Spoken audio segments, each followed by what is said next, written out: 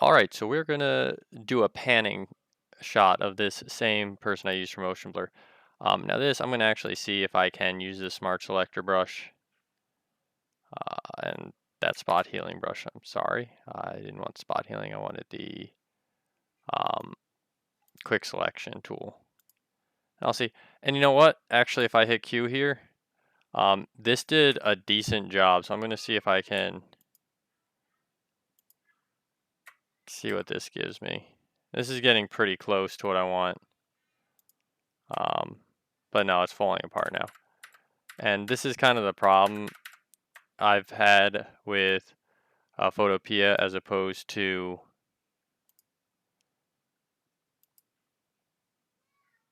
using other software like Photoshop or even GIMP, is that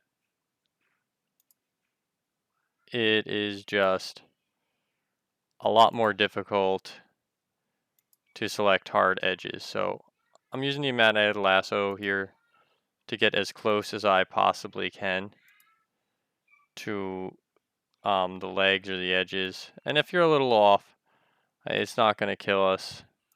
I'm just actually trying to reduce the amount I'm going to have to erase later when I'm trying to create that panning effect. And we do have a little bit of leeway in here. So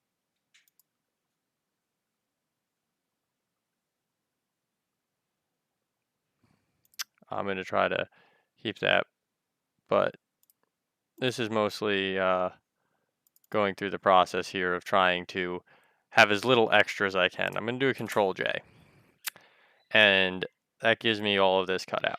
And like obviously, you can come in here with the eraser, whatever you got to do, and try to clear it up as nice as you can, and try to get closer. And I will go in and do that if needed in a moment. Because what I'm really going to try to do here is blur all of this out in the foreground. So if I turn this one off, I'm going to go back to my original picture, and I'm going to go to Filter, and I'm going to go to Blur, and I'm going to do a motion blur on the background. And this motion blur on the background should,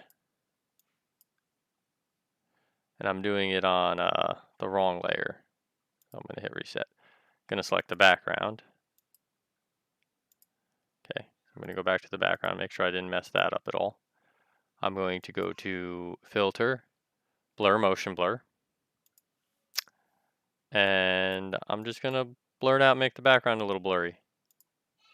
Now when I turn this back on, I've got that panning kind of effect. Now, there might be a little bit of artifacting here, and as you can see, like around the edges, if I was to use the eraser tool, I might be able to come in here and just very carefully try to take some of the sharpness out of this. This should also show you the more simple your images are, the less you're going to have to clean up.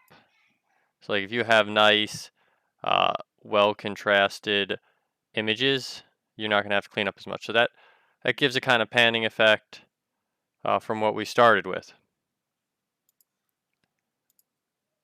So we got a little bit of blurry. We can always make the background more blurry.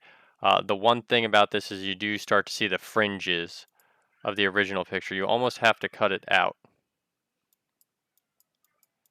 Because you see you start to get the fringes there when you make it more extreme. So just cleaning that up. And got a little bit here that I want to clean up. And by the hand here. But for the most part, this gets the idea. So if you cannot achieve a panning shot by yourself, that is how you would do a panning shot. Okay.